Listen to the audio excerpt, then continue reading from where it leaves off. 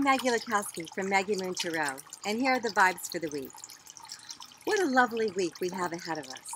Saturday, June 21st, as the wheel of the year turns, we celebrate the longest day of the year, the summer solstice.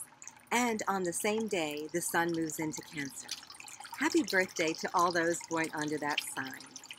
Those born under the sign of Cancer are home lovers, nurturers, they're loyal, have excellent memories, often have green thumbs. They're good with money, details, and sensitive. And it's important to have their emotional needs met.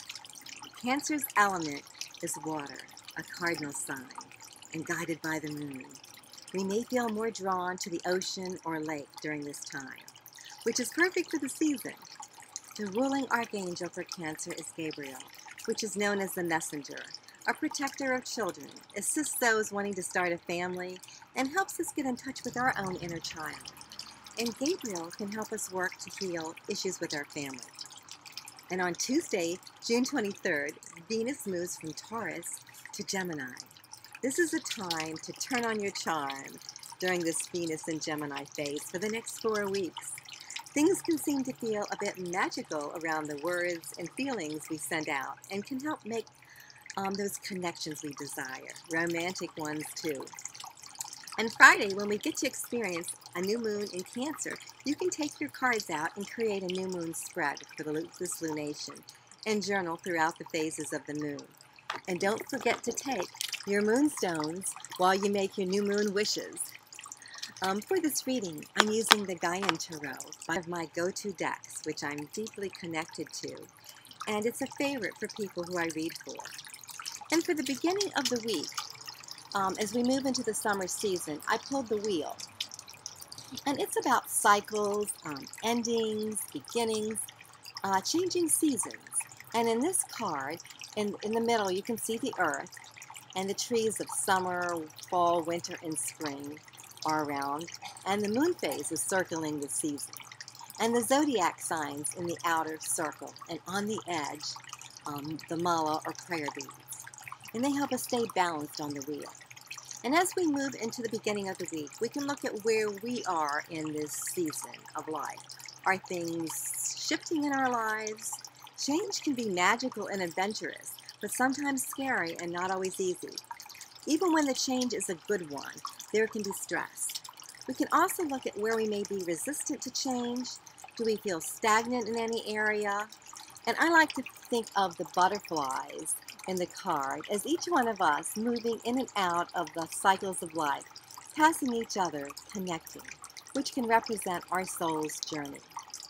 And what can help us navigate through change? Our spiritual practice, staying connected with the seasons, moon cycles, staying balanced and centered, being in community with others, and feeling the beauty of transformation. But most important, being kind and gentle with ourselves, giving ourselves room to breathe. And for the energy midweek, I pulled the Child of Water, traditionally the Page of Cups. And this child stands with her feet in the water, with shells, a starfish, and the hermit crab carrying her house on her back.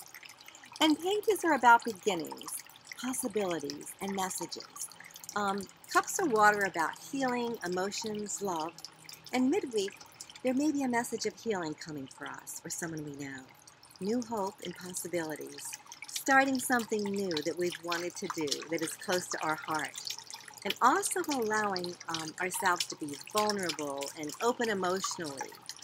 Walking on the water's edge, picking up stones, shells, or sea glass, or just indulging in a restorative foot bath or ion cleanse, or simply daydreaming.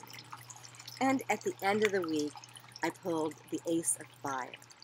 Aces are about beginnings and potentials, and fire is creative and sensual. And in the card, the baby snake is breaking free, thinking about exploring the new world. She can't turn back and go into her shell. But that's the thing about aces. They're potentials, but we have to act on them. And this comes at the same time as the new moon in Cancer. We can make our new moon wishes, but we must take action too. The summer's filled with amazing and transformational possibilities just waiting for us. And the feng shui tip I chose for this week is working with mirrors. They've held a fascination for me and for people throughout the ages. Mirrors can help us improve the flow of energy in our homes and sizes, and framing materials too. Mirrors are used to expand space, bring in beneficial chi and energy into our home and office. They can also be used to redirect energy.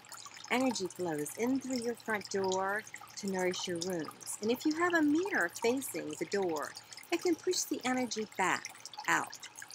You want the abundant and nourishing energy to flow through all the areas in your home, and in turn, nourishing you. Mirrors bring the energy of water, so it's good to place them in the east, southeast, and north areas of your space. Convex mirrors have protective qualities, watchful eyes, and are often seen outside the home, but can be placed inside too. And round mirrors with gold frames can be placed in an area or wealth area of our home or room. So take some time and look around. See where you want to maybe expand or redirect the chi in your home.